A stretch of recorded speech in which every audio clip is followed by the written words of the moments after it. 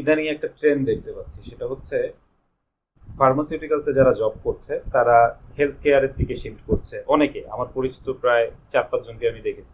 তো এই চেঞ্জেসটা বা এই যে ফার্মাসিউটিক্যালস থেকে হেলথ কেয়ার সেক্টরে শিফট করছে, এর পিছনে কারণটা কি?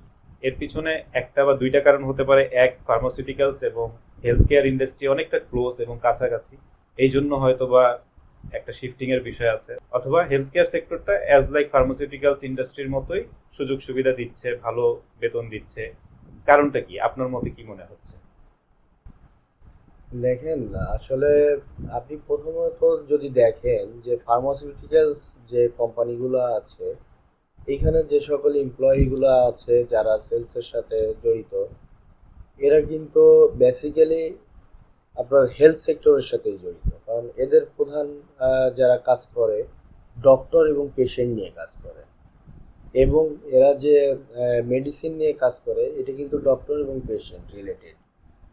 এটা কিন্তু আপনার অনেকটা হসপিটালে আমরা যেমন পেশেন্ট ডক্টর আমাদের একটা সাপোর্ট থাকে, ফার্মাসিউটিক্যালসেও থাকে। আর আরেকটা বিষয় হচ্ছে ফার্মাসিউটিক্যালসের যে সকল আপনার এমপ্লয়ি থাকে দেখবেন ম্যাক্সিমামই সায়েন্স ব্যাকগ্রাউন্ড।